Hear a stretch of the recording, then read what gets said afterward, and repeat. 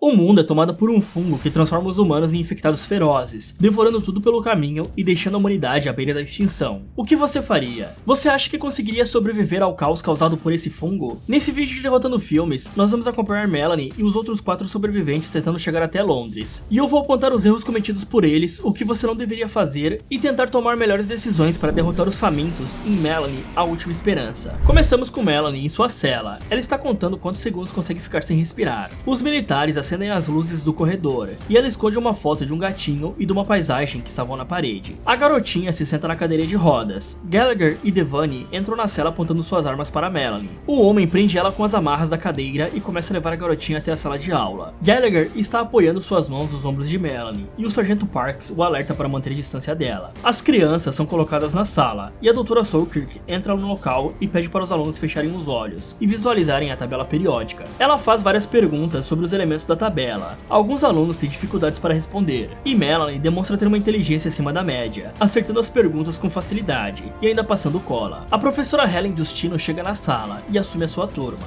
Melanie pede para a mulher contar uma história para eles, e Helen fica preocupada que Caldwell descubra que é a doutora é responsável pela pesquisa envolvendo as crianças. Justino dá o braço a torcer e decide contar um mito grego para os estudantes, a qual conta a história de Pandora, uma filha de Zeus que por pura curiosidade acabou assolando a humanidade, após abrir uma caixa que continha tudo que era mal aprisionado. Porém, Pandora espiou dentro do objeto e conseguiu achar a esperança, dando uma chance para a humanidade. A professora ensina que a esperança é aquilo que te faz suportar todas as coisas ruins, e Melanie pergunta se tem algo de mal lá, e com lágrimas nos olhos, Helen responde que não. Um novo dia começa, e os militares entregam tigelas de refeições às portas das celas. Melanie pega a sua, e nós vemos que o alimento são larvas. A garota come normalmente, e após terminar se sente muito sonolenta, e tira aquela soneca após o lanchinho. Algum tempo se passa, e Caldwell começa a conversar com Melanie ao ver o rosto da garota na abertura da cela. A doutora pergunta se a menina resolveu a charada que ela tinha dado, e Melanie diz que sim, e informa a resposta correta. Caldwell explica o paradoxo do gato de Schrödinger e pede para a menina resolver. A doutora faz algumas anotações sobre as cobaias e pede para Melanie escolher um número, e ela escolhe o 13, sem saber o que aquilo significava. Pela manhã, Parks bate nas portas com força e acorda as crianças, chamando elas de aberrações. Melanie percebe que a cela de número 13, que é a de Kenny, está fechada, ao contrário das demais que estão ao redor. Ela nota que o garoto não está na aula e estranha isso. Helen diz que vai tirar as amarras das mãos dos alunos para eles escreverem uma história com o tema que quiserem. Enquanto isso, Dillon observa do lado de fora. Ele chama as crianças de medonhas e pergunta para Gallagher como a professora consegue ficar tão perto delas. Os alunos terminam de escrever e Melanie se oferece para ler a sua história em voz alta. A garotinha conta que escreveu sobre uma mulher linda, gentil e inteligente, e um dia ela foi atacada por um monstro que queria devorá-la. A mulher tentou lutar e não conseguiu.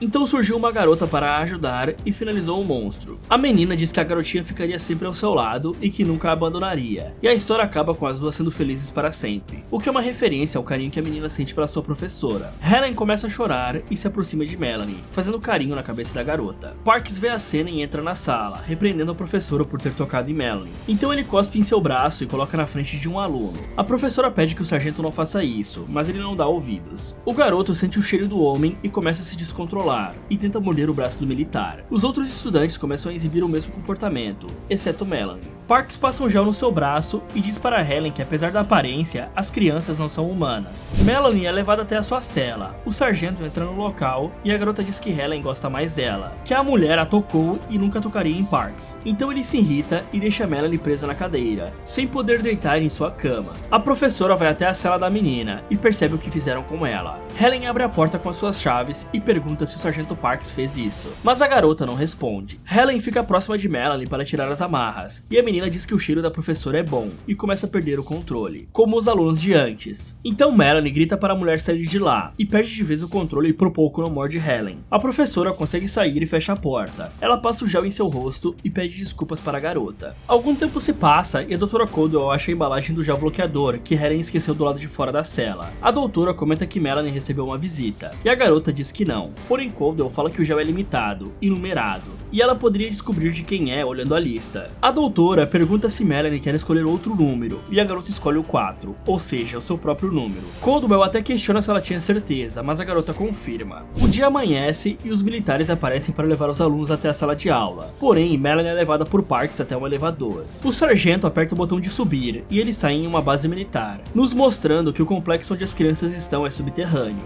Um soldado informa o sargento que a cerca da seção 1 caiu, e Parks fala para ele usar o lança-chamas para deter os infectados, também chamado de famintos. E nós vemos os militares atirando em um grupo enorme, que está tentando entrar na base. Ok, é apenas questão de tempo para os famintos conseguirem invadir a base. Além das cercas, não consigo ver outra opção de defesa contra os zumbis. E digamos que cercas não são as coisas mais adequadas para segurar uma horda de zumbis. Esses militares parecem estar ali por anos, então já teria tempo de ter tomado algumas medidas para deixar o local mais seguro, como criar fossos, por exemplo, algo muito usado para proteger castelos e fortificações militares na era medieval. E sim, provavelmente vai demorar um bom tempo para construir algo desse nível no meio de um apocalipse. Porém, pela quantidade de militares que existem nessa base, não seria impossível cavar um fosso. E encher o fosso com água não é algo obrigatório, já que o fosso poderia ser deixado vazio para finalizar os zumbis que caírem lá dentro, com piche ou algo inflamável, já que Parks mandou usarem um lança-chamas para acabar com os infectados. Então o fogo deve funcionar contra esses mortos-vivos. Só que além disso, uma ponte levadiça precisaria ser feita para entrar e sair da base. Desta forma, todas as entradas ficariam seguras. O grande problema seria quebrar o asfalto da entrada, e essa obra poderia ser feita em dias chuvosos, que devem mascarar o barulho e os cheiros de humanos, confundindo os infectados. E também construir muros poderia ser outro meio de manter a base segura, junto com os pontos de vigia avançados, para identificar grandes hordas e eliminar pequenos grupos de infectados que estão indo em direção à base, além de fazer rondas pontuais nas cercas, para evitar o acúmulo de famintos igual estava acontecendo, e posicionar estacas com arames farpados ou paliçadas para atrapalhar a movimentação dos zumbis poderia ser bem útil para conter uma invasão à base. Tudo isso seria muito melhor que cercas, já que elas são frágeis e permitem que os zumbis ou pessoas vejam toda a movimentação da base, e revelando os pontos fracos caso algum outro tipo de inimigo queira atacar. Logo, nós vemos Melanie sendo levada até uma área médica, e lá ela vê o cérebro de Kenny em um recipiente, com fungos saindo do órgão. Parks entrega a menina para Caldwell e Selkirk. A doutora pergunta se Melanie conseguiu achar a resposta do paradoxo de Schrödinger. A garota quase acerta, mas a doutora diz que o gato está vivo e morto ao mesmo tempo, ou seja, é um mistério. Assim como Melanie é a resposta para o mistério que envolve os famintos. Selkirk injeta uma substância na menina, que a faz dormir. Ambas amarram Melanie em uma mesa de cirurgia, e ela ainda está um pouco consciente, pedindo para voltar para a sala de aula. Selkirk prepara o tio Penton para injetar na garota, que é o anestésico geral, mas Helen chega na sala e usando o extintor destrói o telefone. A professora diz que cortar crianças é errado, que o fungo não pensa por elas, e que se a doutora conversasse com seus alunos por 5 minutos saberia disso. Caldwell responde que ela apenas se apresentam como crianças, mas que não são, comentando que conversa com os pequenos todos os dias, e que já teve essa discussão com ela mesma várias vezes. Caroline larga o bisturi e pede que Helen largue o extintor. A professora deixa o objeto no chão e a doutora se aproveita da distração para pegar um spray de pimenta e disparar um jato em Helen,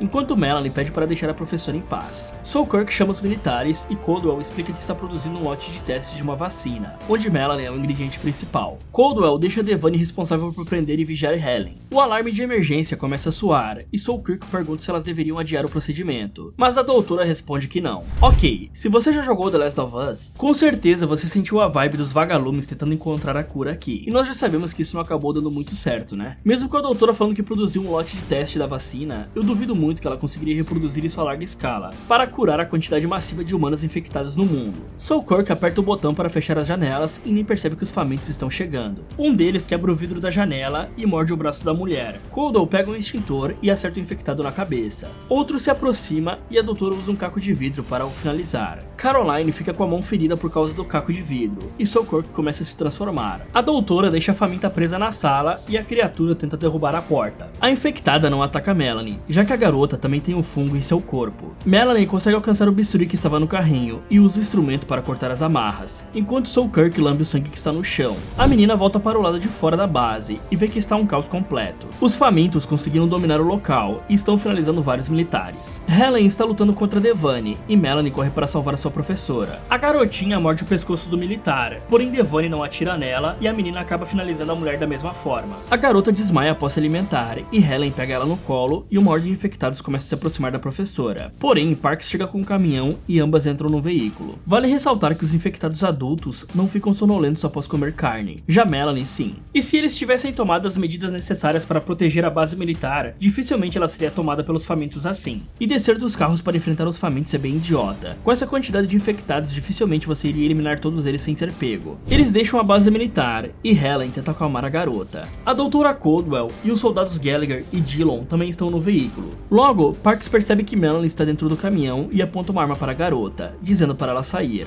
Helen protege Melanie e abre a porta do veículo para a garota fugir, mas Caldwell se mostra preocupado em deixar uma cobaia tão valiosa escapar. Talvez seja pelo caos que estava na base militar. Porém é estranho que Parks tenha passado com o caminhão por ambas e não tenha percebido que Helen estava carregando Melanie. A garota caminha alguns metros e fica impressionada com a paisagem fora do complexo subterrâneo. E Dillon diz que o rádio não está captando nenhuma frequência. Caldwell fala para Parks que ela precisa da cobaia e o sargento pede para Dillon vigiar a menina e atirar somente se ela se mover. Helen se aproxima e Melanie pede para a professora não chegar tão perto, já que o acontecimento da cela poderia se repetir. A garota diz que fez uma coisa ruim e a professora fala que não, que ela fez algo bom como a personagem da história. Mas Melanie fala que a garota do conto não finalizou os soldados, e ela sim. Gallagher comenta que o caminhão estava na oficina e por isso a caixa que armazena a água está vazia, e informa que só tem cantis vazios, um pouco de munição, géis protetores e uma máscara que as equipes de campo usavam quando queriam capturar um faminto ainda vivo. Parks diz que o plano é voltar até o quartel para pegar água e depois ir embora. Helen pergunta sobre os funcionários da base e as crianças que estão lá, e ele responde que vão dar os funcionários como mortos e explica que os famintos não comem os seus iguais, ou seja, as crianças. Caldwell diz que Melanie pertence à sua pesquisa e sugere que durante o trajeto a garota fique no espaço do step. Helen se irrita e dá um tapa na cara da doutora, dizendo que a menina não iria ficar no espaço da roda. Park segura Helen e fala que concorda com a professora. Ele coloca a garota no banco de cima do caminhão, onde o operador da metralhadora fica, e eles devem ter retirado o armamento de lá, já que sumiu. Ok, voltar para a base para buscar suprimentos pode ser uma péssima ideia. Pela quantidade de famintos que invadiram o local, dificilmente será uma missão fácil. Por isso, os militares dirigem até uma floresta e descem do caminhão. Parks alerta para usarem supressores e balas de ponta macia, que são letais, porém são ocas na ponta, derramando menos sangue e diminuindo a chance de espalhar a infecção. E o fato desse cara não colocar o supressor pode se tornar um problema. E até mesmo se você usar um, o ruído pode ser diminuído em 25 a 30 decibéis. Porém, um disparo silenciado ainda pode chegar a quase 130 decibéis. O nível máximo permitido de uma buzina de um veículo pode chegar a 104 decibéis. Então dá pra ter uma ideia da altura de um tiro silenciado. Seria bem melhor eles terem pego facões para não atrair mais famintos durante um combate. O grupo vai até a margem do rio para encher os cantis, e Melanie fica esperando em cima do caminhão. Ela está amarrada e por conta disso não pode fugir. E mesmo que estivesse, eu duvido que Melanie tentaria escapar, já que ela sente um forte afeto pela professora. A garota é gentil com os militares, sempre cumprimentando eles, apesar de serem os carcereiros dela. É provável que Melanie só ataque em 3 cenários. Se a professora for ameaçada por alguém, se um deles chegar perto demais e Melanie perder o controle, ou então se ela ficar sem comer, algo que não vimos acontecer ainda. Dillon vê algo se movimentando no mato e atira, mesmo sem saber o que é. O som do disparo faz um barulho alto e Parks dá uma bronca no soldado por estar sem o silenciador. E ficar parado esperando os famintos chegarem não vai ajudar em nada. Após esse disparo inicial, eles só deveriam começar a correr de volta para o veículo e sair dali o mais rápido possível. Não demora muito para os famintos começarem a chegar no local e todos correrem em direção ao caminhão.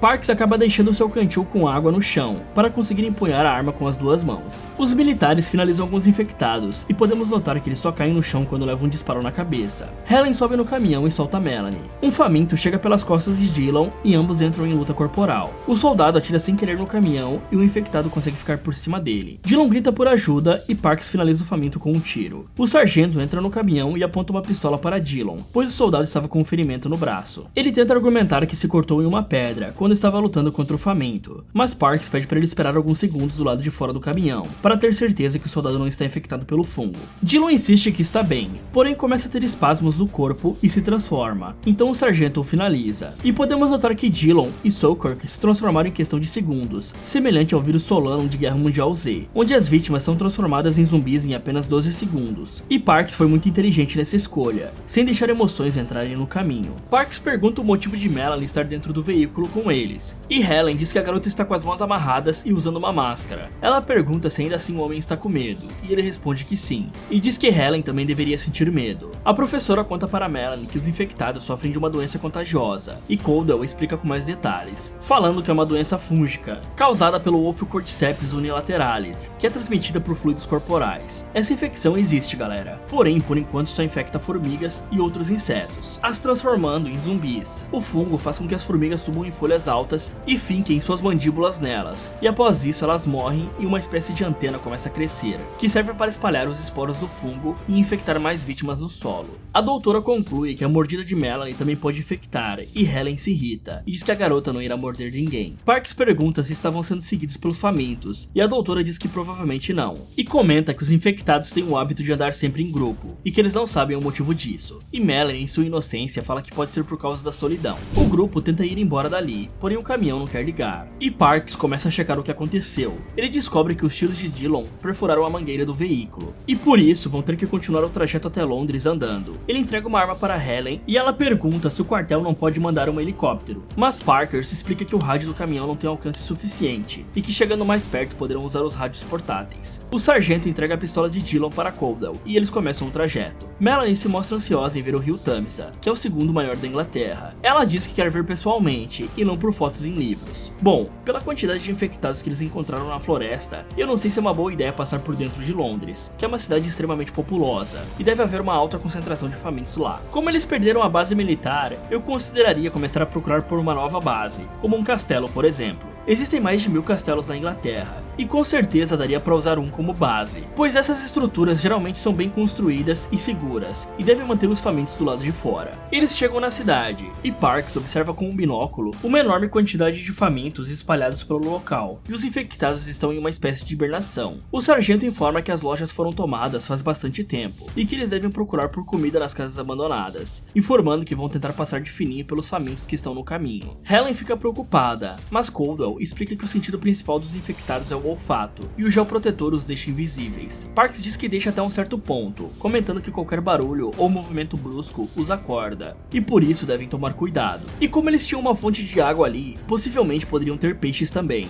Então o grupo poderia usar técnicas de pesca primitivas, como tentar bloquear uma parte do riacho com pedras, criando um caminho para encurralar os peixes, e os prendê-los lá, e depois usar linhas ou lanças improvisadas para pegar os peixes. E se você for rápido o suficiente, pode tentar pegar os peixes com as mãos. O grupo chega até os famintos, e eles começam a andar entre os infectados, tomando cuidado para não fazer barulhos e os acordar, até que de repente uma infectada surge empurrando um carrinho de bebê. A faminta está dormindo, e aparenta estar passando por um quadro de sonambulismo. Caldwell se aproxima dela e bloqueia a roda do carrinho com seu pé. A doutora levanta a manta que está cobrindo o corpo do bebê, e percebe que a criança já tinha partido faz tempo, e está sendo devorada por um rato. Caldwell se assusta e deixa escapar um pequeno grito, acordando a faminta. Parks atira na infectada, e alguns que estão em volta começam a acordar também. Eles sobem a escada e continuam mantendo a calma para não acordar todos os famintos do lugar. Afinal, se fizessem isso seria o fim deles, já que o lugar está cheio dessas criaturas. Se bem que após aquele grito seguido pelo disparo, eu acho que a maioria já teria acordado. Porque como eu expliquei antes, isso seria praticamente uma buzinada no meio de dezenas de infectados. E se você não consegue se controlar para não gritar em um tipo de situação assim,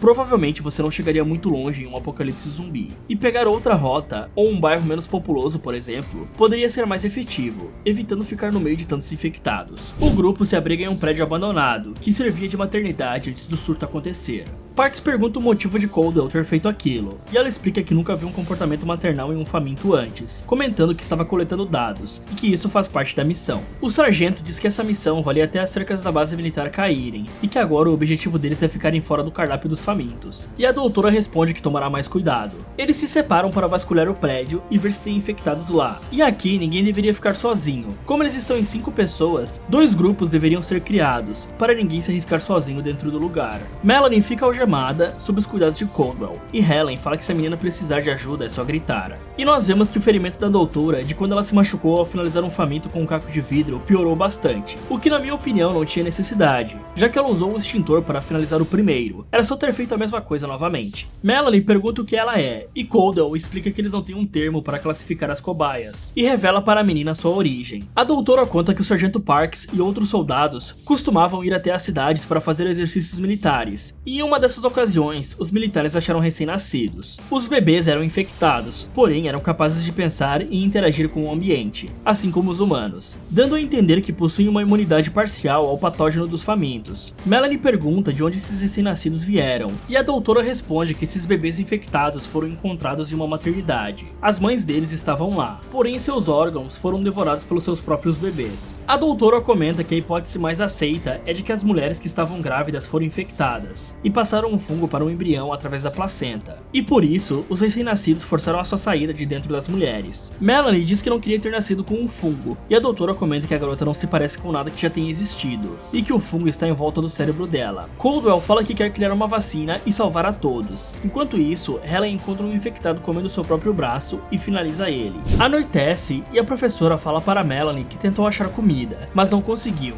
e entrega roupas e um tênis para a garota vestir, e tirar aquelas sujas que está usando. Helen pergunta se Melanie consegue aguentar ficar sem comer até amanhã. A menina agradece pelas roupas e responde que consegue. Logo, vemos que Gallagher conseguiu achar um pouco de comida e uma bebida. E a melhor ideia seria dar para a garota comer, já que você não vai querer ter uma infectada acordando à noite querendo um lanchinho. Helen pergunta para o sargento se o quartel ouviu a transmissão deles. Parks responde que é difícil dizer, já que tem poucas pessoas lá e eles se comunicam somente quando dá. A professora pergunta se o sargento já finalizou alguma criança, e ele revela que era um reservista, sendo incapaz de matar uma mosca até esse pesadelo começar. Helen fala que Melanie ia ver como Jesus, e que acabou se afeiçoando pela garota também, mas que apesar disso não se sente como uma boa pessoa. Enquanto isso, Melanie está lendo uma história para Gallagher enquanto ele fica de vigia. Amanhece e nós vemos que uma enorme horda de infectados foi atraída por causa do tumulto do dia anterior. Gallagher propõe esperar até surgir um gato ou um outro animal que leve os famintos para longe do prédio, mas Melanie se oferece para sair e achar uma forma de afastar os infectados do lado de fora, já que as criaturas não vão atacá-la. Caldwell se mostra contra e desconfia que a garota possa fugir, relembrando que Melanie é indispensável para a produção de vacinas, mas a menina diz que não irá escapar e comenta que quer ficar junto da professora e de Gallagher.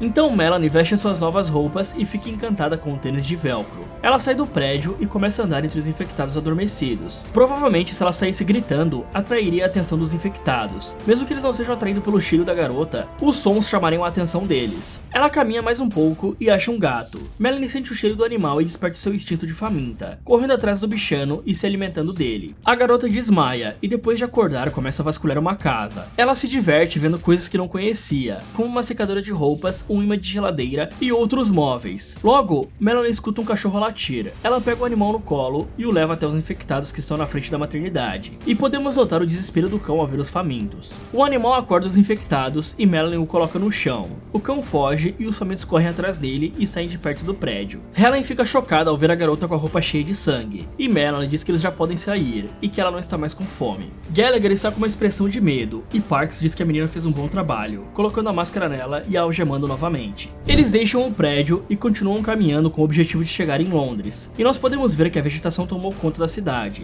e os veículos estão enferrujados. E por falar em veículos, aqui tem uma bela propaganda da Mercedes, já que aquele logo dificilmente soltaria e cairia daquela forma em cima de um prédio. Não dá pra saber exatamente quando a infecção começou, e levando em conta esses detalhes das ruas e o fato de Melanie ter sido achada com a infecção quando ainda era bebê, podemos ter uma estimativa de que o surto começou há no mínimo 11 ou 12 anos, que é a idade que a garota aparenta ter. O grupo está observando a cidade do topo de um prédio, o que é uma ótima ideia, já que assim podem saber qual é a melhor rota para seguir, evitando grandes hordas ou possíveis bloqueios e imprevistos. Parks pergunta se Melanie quer fazer mais exercícios, soltando ela e dizendo para a garota achar um caminho seguro para eles prosseguirem. E aqui ela poderia fazer a estratégia de gritar para os infectados ou até mesmo sair fazendo barulho com algo na mão, chamando a atenção dos famintos e limpando o caminho para o grupo. Melanie pede por um rádio e recebe o de Gallagher. Parks ensina como o aparelho funciona e a garota fica encantada com o dispositivo. Ela desce do prédio e informa que a terceira rua é a melhor, com apenas alguns famintos no começo dela, mas no resto não tem nenhum.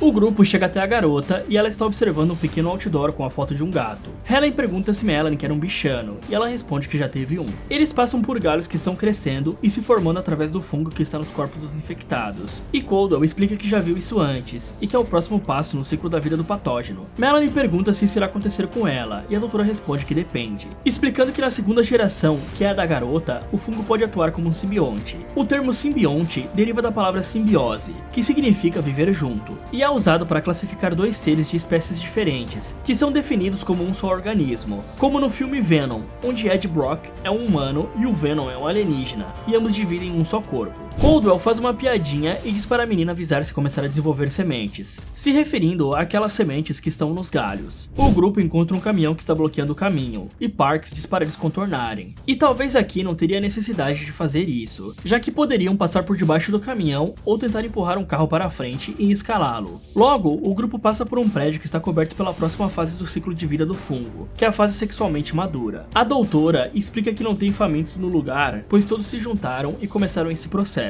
Ela diz que essas sementes se caracterizam como esporângios, ou seja, produzem esporos, e comenta que devem ter centenas de milhares delas ao redor do prédio. E se as sementes se abrissem, provavelmente será o fim do mundo, já que o patógeno seria espalhado pelo ar através dos esporos, e por isso só de respirar você seria contaminado. Bom, esse seria o momento que eles deveriam começar a procurar por máscaras que filtram o ar, só para ter uma segurança a mais caso algo acontecesse com essas sementes. Eles continuam o trajeto, e Melanie diz que Coldwell está doente e que pode sentir o cheiro da mulher. A doutora fala que está bem e mostra uma semente que havia pegado. Coldwell bate o objeto no chão e mostra que ainda assim não quebra. O grupo chega até um laboratório móvel dos militares. Parks comenta que o local é blindado e o acesso é codificado. A doutora diz que tem um acesso de emergência que fica debaixo da porta e que sabe disso pois participou da criação dos laboratórios, informando que os locais possuem armas, são protegidos e funcionam com energia solar para ficarem sempre ativos. Esse laboratório é extremamente conveniente para a situação, e mais conveniente ainda é ele ter um acesso de emergência que abre as portas. Só acho que colocar esse acesso embaixo do veículo é meio perigoso, já que infectados são conhecidos por gostarem de rastejar, e poderiam acabar abrindo tudo sem querer. Porém, ter acesso a um sistema de energia fotovoltaica é sem dúvidas um dos melhores recursos que alguém pode ter durante uma crise mundial. Painéis solares começam a perder a sua eficiência após 20 anos de uso, e podem funcionar até 40 anos. Esse tipo de equipamento é altamente resistente. Os painéis aguentam até mesmo chuvas de granizo, bem como o peso de uma pessoa subindo em cima de um,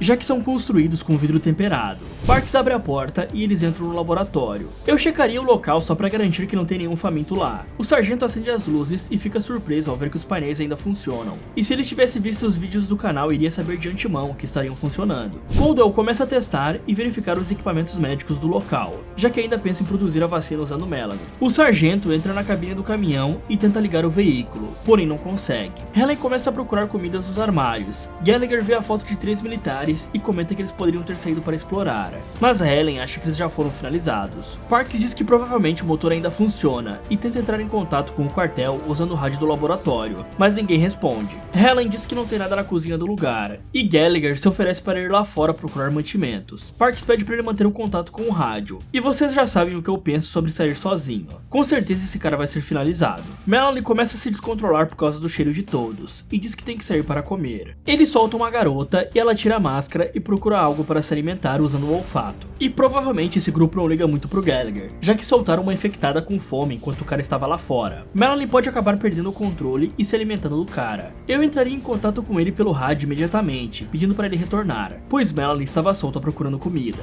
Enquanto isso, Helen e Parks começam a fazer o motor do caminhão ligar. Melanie captura um pombo para comer e acaba pegando no sono novamente. E Gallagher entra num prédio para procurar comida e só acha alimentos vencidos no local. Ele deixa o prédio e um faminto está observando o soldado. Porém, ele não percebe a presença do infectado. E deveria ser costume de um militar verificar todas as direções ao entrar ou sair de algum lugar, assim como Parks faz diversas vezes ao longo do filme, finalizando até mesmo os zumbis que estavam vindo de pontos cegos. Se Gallagher tivesse seguido seu treinamento, ele teria visto que estava sendo seguido. Melanie escuta barulhos vindo de um local. Ela chega até o lugar e se esconde, enquanto observa um grupo de crianças que, assim como ela, são infectados, que inibem parcialmente o patógeno. Porém, esse grupo é primitivo e não aparenta saber falar, visto que cresceram quando a sociedade já estava destruída. Um infectado que encontrou Gallagher avisa para o seu grupo sobre a presença do homem. Ele faz um gesto de que tinha farejado algo, já que não sabe falar. Os famintos partem para caçar, e Melanie começa a correr para alertar o seu grupo. Já no caminhão, Helen se oferece para trocar o curativo de Coldwell, e a doutora agradece e diz que não adianta mais, pois o ferimento está inflamando e comenta que tomou medicamentos quando chegaram no laboratório. Porém, já era tarde demais. Helen diz que sente muito, e Coldwell pergunta se a mulher deixaria ela usar a garota para produzir a vacina. Mas a professora diz para a doutora esquecer isso. Coldwell fala que com a estrutura do laboratório, ela consegue sintetizar uma vacina, e que precisa do cérebro e da medula de Melanie, que a garota estaria sob efeito da anestesia e não doeria nada. Mas Helen continua com a mesma opinião. Aqui, pelas condições da doutora, ela não conseguiria mais criar uma vacina, até mesmo porque a pesquisa dela ficou na base militar, e desenvolver algo assim é bem complexo. Ela já tinha tentado várias vezes, e nada iria garantir que agora ela iria conseguir.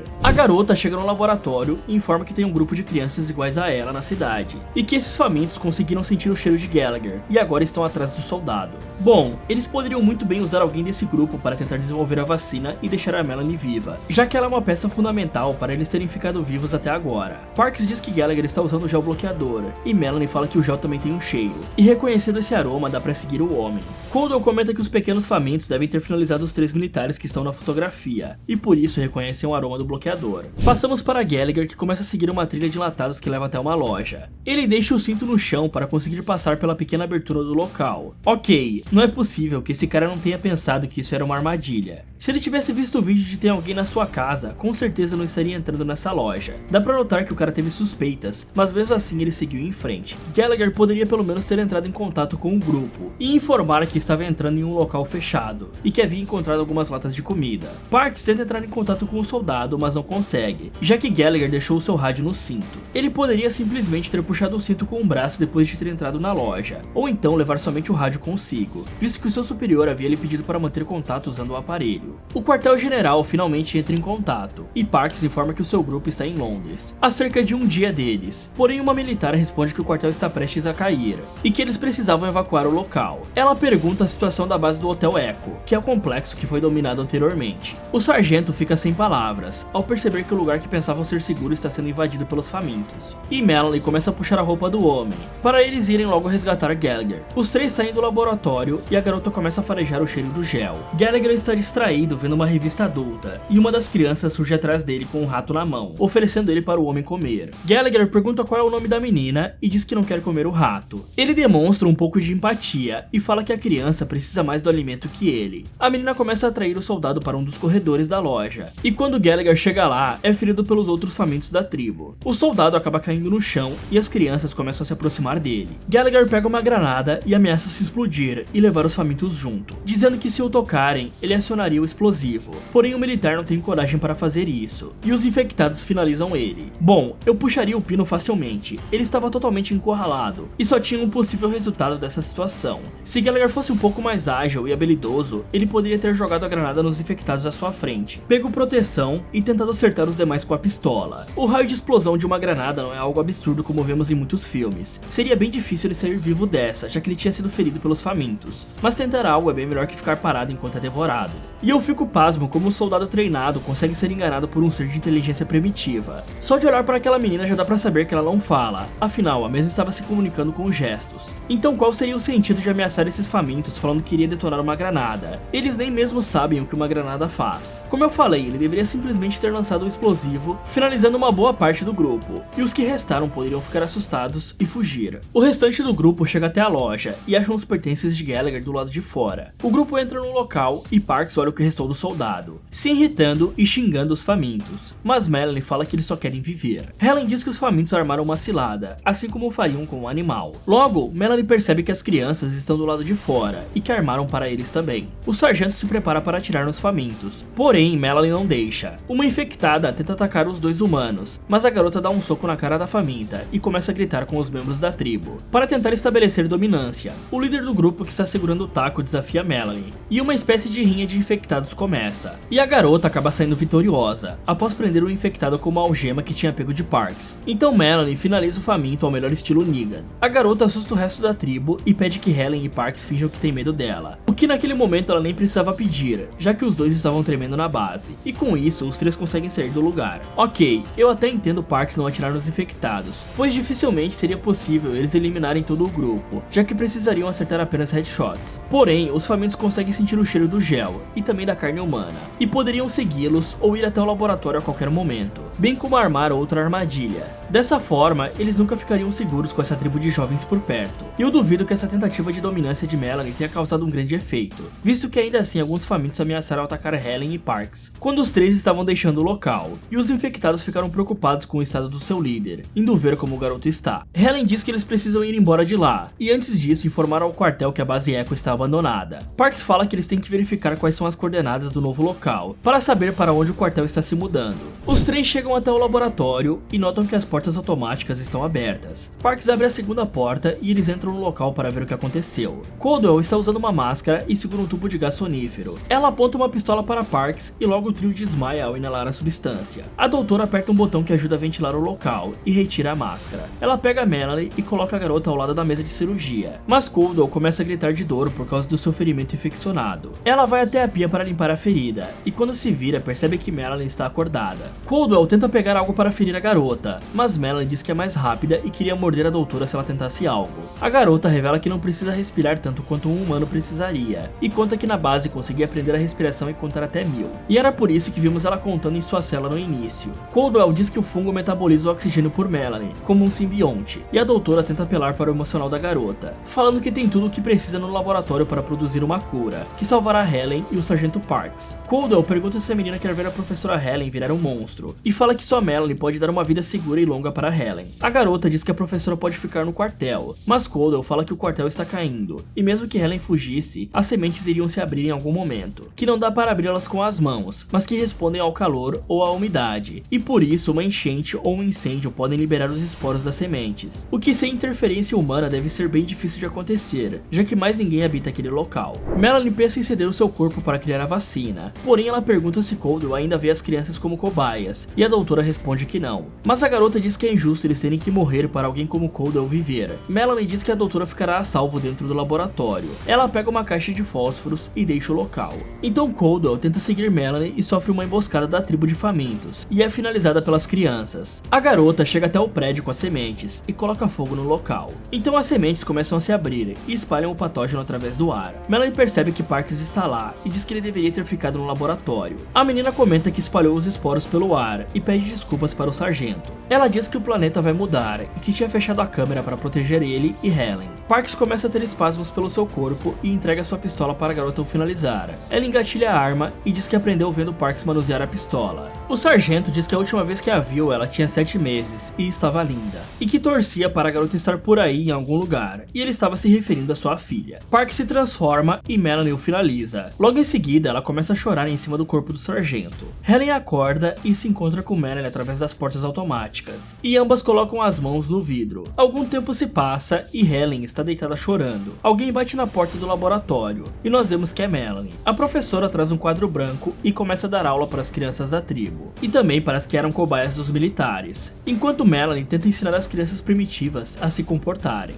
Terminamos com a garota dizendo que eles vão ter muito tempo para ouvir as histórias que a professora costumava ler no complexo militar. Bom, a humanidade pode continuar sobrevivendo usando máscaras em áreas afetadas pelo patógeno. Dificilmente ele seria espalhado pelo mundo inteiro, devido a fungos morrerem se ficarem expostos de 10 a 30 minutos, em temperaturas de 60 a 70 graus Celsius. Mesmo que existam correntes de ar que possam carregar esses esporos para longe, a maioria seria finalizada pelo fogo, e a humanidade continuaria viva, pois seria bem difícil para as sementes eclodirem e espalharem o patógeno por conta própria. Porém, de certa forma em simbiose com o fungo, novos humanos surgirão a cada geração, mais adaptados à nova realidade do mundo. Fala galera, vocês acham que sobreviveriam a esse apocalipse? Me contem nos comentários quais seriam as suas ideias. E se a Terra fosse invadida por alienígenas que querem acabar com o planeta extraindo seu núcleo, o que você faria? Quer saber o que acontece nessa invasão e por que você não sobreviveria a ela? Então clique aqui nesse vídeo, ou aproveite para assistir outras sugestões aqui do Derrotando Filmes. Muito obrigado por assistir, e se vocês tiverem uma base militar durante um apocalipse, aprenda a reforçá-la.